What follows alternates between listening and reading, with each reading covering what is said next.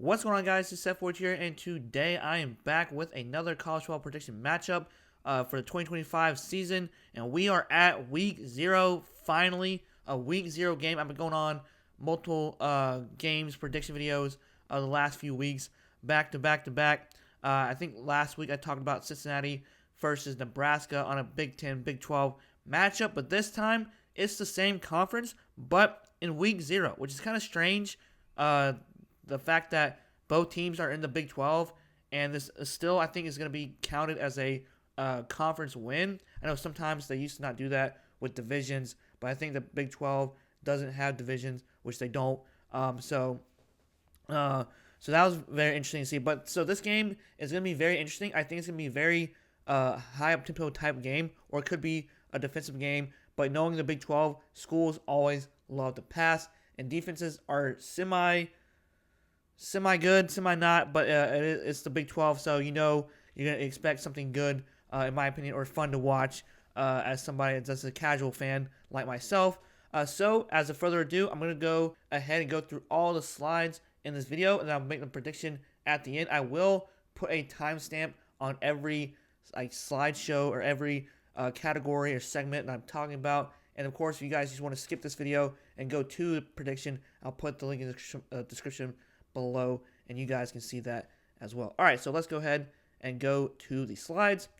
Last season record for both teams, really good. I mean, well, pretty good for Kansas State, really good for Iowa State. I think this is their first 11-win season in a long time. I'll have to back that up, so I'll have to go do some more research on that. But they haven't had a 10-win season in a long time.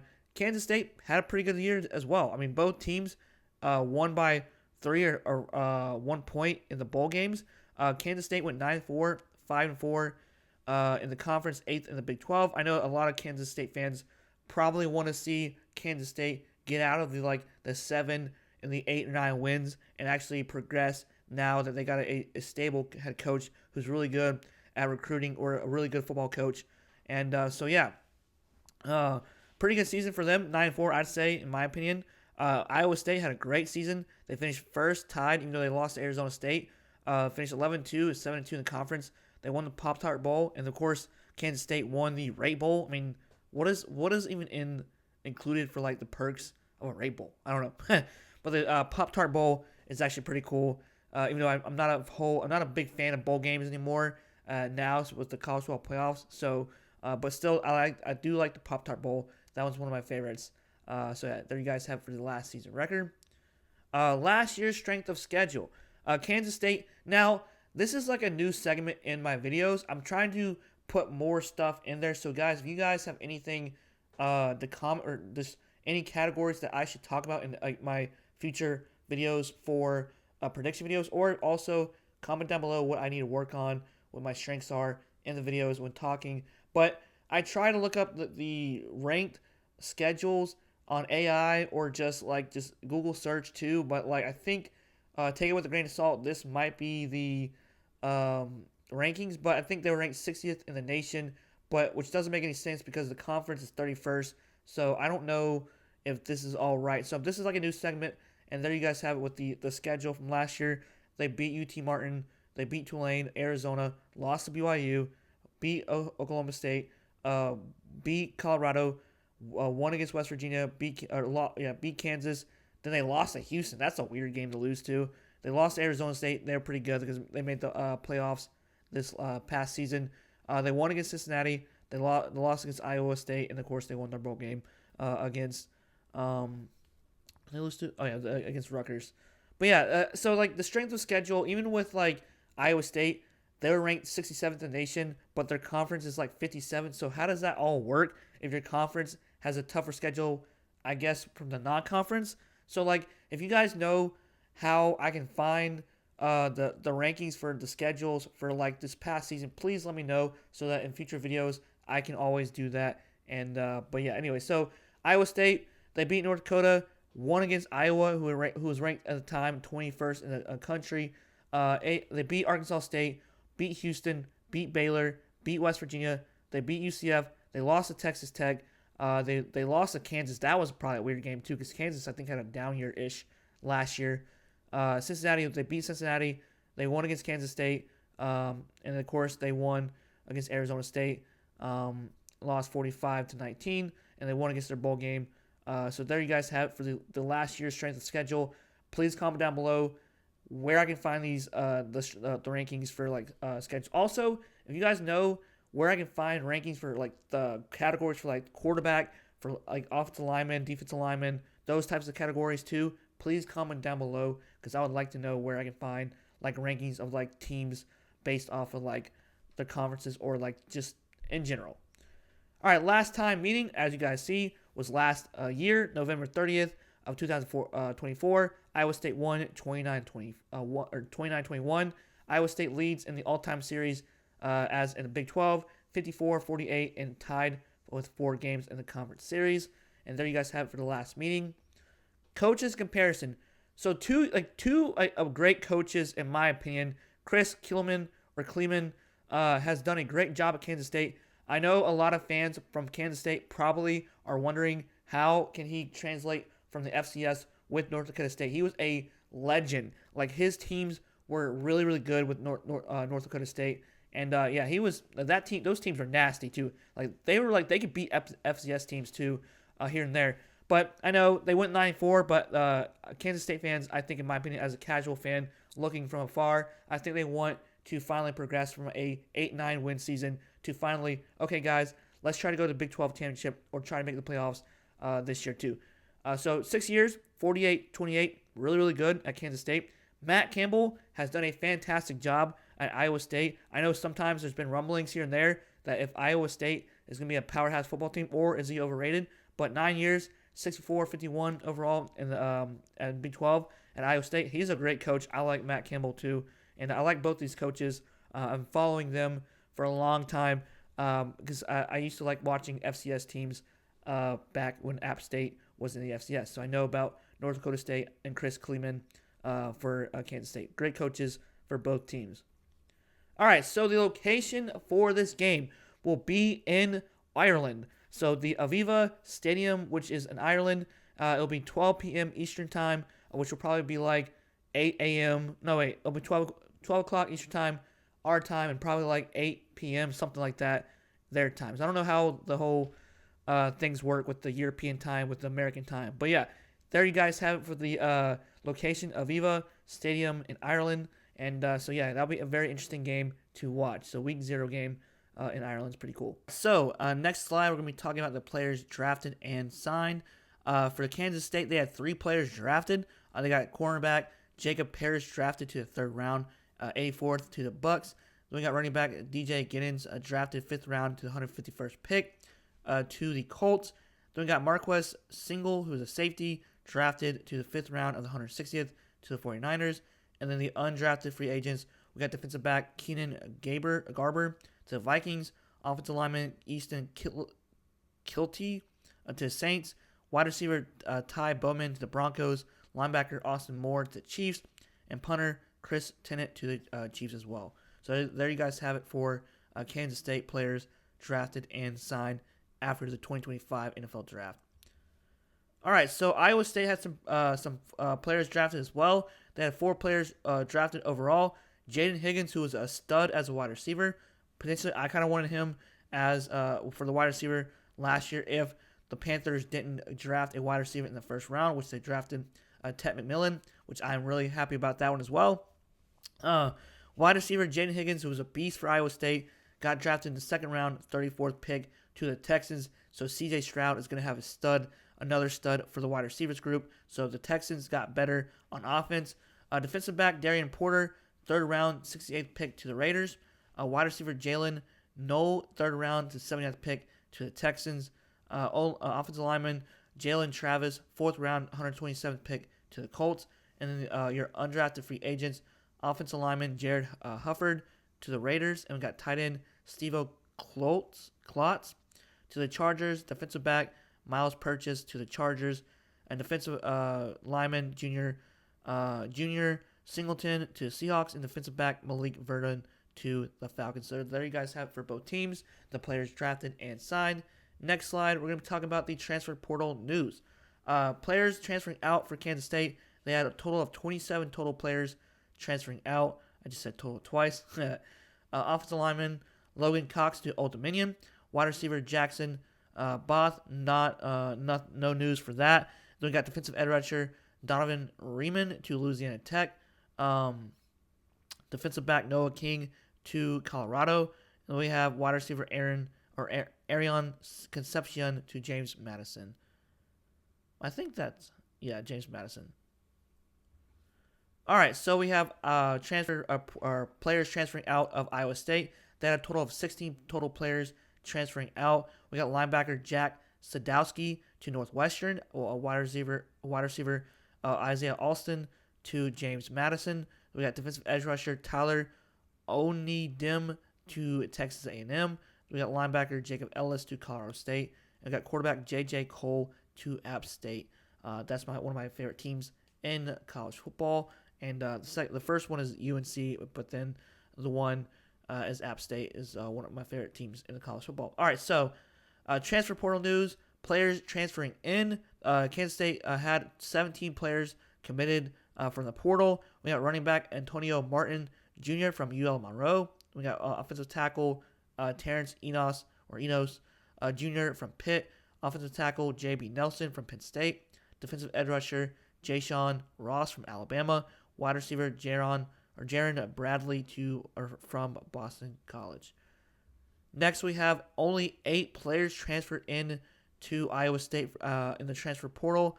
Not great, but I'm sure they'll figure out how to manage players and also how to just fill in gaps or fill in needs for players and from the portal.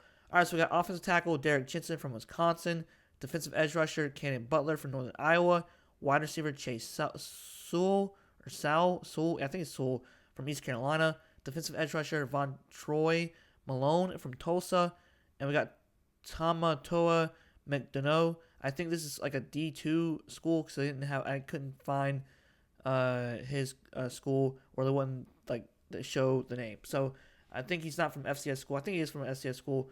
But there you guys have it for the transfer portal news and the 2 teams there. All right, so we got the top 3 offensive players for both sides of the ball. We got defensive players, or the quarterback, the running back, wide receiver for offense. So we have for defense, defensive lineman, linebacker, and defensive back with all the positions in the secondary and, of course, the defensive lineman as well. So we got quarterback. Avery Johnson had a solid year last year. He had 200. So basically, he's filling in for Will Howard, who transferred to Ohio State the previous year. So he had 217 completions to 372 attempts. Completion percentage is okay, but not what you want it to be. So 58.3%. I believe that Avery Johnson is also a running type quarterback as well. So they used a lot of like spread options for him in that package. So he had 2,712 passing yards, still pretty good in my opinion. Averaged about 7.3 per throw, 25 touchdowns and 10 interceptions. Not bad at all. That's pretty good, and especially in the Big 12. We got running back Dylan Edwards, who I knew from Colorado in 2023, then transferred to Kansas State the year prior. So he had 74 carries, 546 rushing yards, averaged about 7.4 per carry, and 5 touchdowns. His first year as a freshman, Colorado did not have a great offensive line, so they didn't really utilize him or the running game that well when Deion Sanders in their first year there at Colorado. So now with the established offensive line, he did really well this year. No shots taken for Colorado. I love Deion Sanders and love Colorado too. They're pretty cool. Wide receivers, Jace Brown had 47 receptions, 823 receiving yards, averaged about 17.5 per catch, had 5 touchdowns receiving wise too. So all 3 guys are back with Kansas State. So their offense is going to be locked and loaded this year. So it's going to be interesting to see. All right, so we got top 3 offensive players for Iowa State. We got quarterback Rocco Beck with 271 completions to 456 attempts, almost similar to Avery Johnson, and the completion rate with 59.4%. Not great, but still had 3,505 passing yards. Really, really good. Average about 7.7, still almost similar, but with just more passing yards. 7.7 per throw, 25 touchdowns and 9 interceptions. So that's still pretty good in my opinion. It's almost the same passing touchdowns rate. We got running back Carson Henson with 151 carries to 752 rushing yards, average about 5.0 per carry. Had 13 touchdowns in the running game, so that's really, really good for them. Wide receiver Chase Sewell transfer from East Carolina. He had 34 receptions, 678 receiving yards, average about 19.9 per catch, and had 3 touchdowns as well. And their offense is a multiple type offense, and Kansas State is spread as well. Okay, so the top 3 defensive players, we got defensive lineman Damian Ilalio. I don't know how to pronounce that last name. 34 total tackles, 18 solo, had 4 tackles for losses, 2 sacks, so pretty good for him in the defensive line last year. We got linebacker Austin Romaine, had a really solid year last year with 96 total tackles, 54 solo, 7.5 tackles for loss, 2 sacks, 4 QB hits, 3 forced fumbles, and 2 pass deflections. So really solid year for him last year. So that's great for Kansas State to have coming back this year. All right, so defensive back, we got VJ Payne, 64 total tackles, 39 solo, 3.5 tackles for loss, 2 forced fumbles, 2 interceptions, and 4 pass deflections. So there you guys have it for Kansas State. Now we go to defensive players for Iowa State, and they're defensive mobile. And what is Kansas State? 335. So that's pretty standard in the Big 12. We got defensive lineman Ikenna Ezogu, 19 total tackles, 8 solo, 2 tackles for loss, and 1 sack for him.